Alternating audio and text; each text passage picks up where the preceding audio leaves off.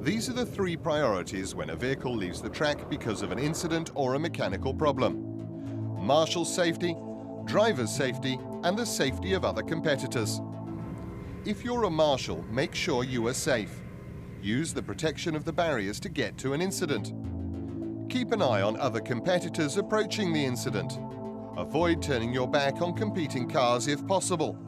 Provide fire cover using the extinguishers nearest to the incident. Pause to assess the incident and only cross the barriers to deal with it when necessary and if it's safe to do so. Act as a team under the direction of the senior marshal present. But don't be deterred from acting on your own if there is a fire or the driver appears injured or trapped. Use the stricken vehicle for protection by keeping it between you and the competitors coming down the track. Marshals will try to get a car back on the track if it's able to continue, so it's sometimes better if the driver stays in the vehicle with their belts fastened.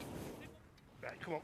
However, if you are a driver and your vehicle cannot continue or you feel it is too dangerous to remain in the vehicle, make sure you turn off the car's electrics using the cut-off switch. Replace the steering wheel if you had to remove it to get out of the car. Tell the marshals what is wrong with your car and get over the barriers to a place of safety as soon as possible, unless you're asked to help the marshals by, for example, steering the car. Marshals must always check the electrics are isolated. Ideally, ask the driver to do it, as the isolator and extinguisher may be connected to the same switch.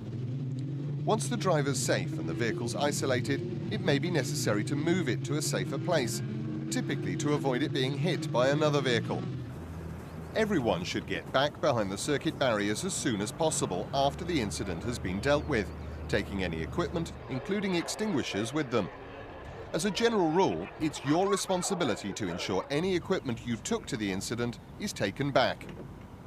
Now stand upstream of the stricken vehicle to avoid flying debris if another vehicle hits it. If you're the marshal in charge of dealing with the incident, you should now assess the type of recovery that will be needed at the end of the session. Ask the driver what the problem was, if it was mechanical and whether the engine will restart. You must also consider whether it's safe for the vehicle to be driven back. Could a mechanical failure recur? Will damage make it dangerous to drive or tow back to the pits? Is it likely to spill gravel or fluids if it's driven or towed? And if towing is an option, has the driver any experience of being towed? Is there suspension damage which requires a partial or a full lift? Has the car been on fire? Will it need to be dragged back to the track for recovery, or can it be pushed there? Let race control know the number of the vehicle, the result of your assessment, and whether there's any circuit damage. If more information becomes available later, update them.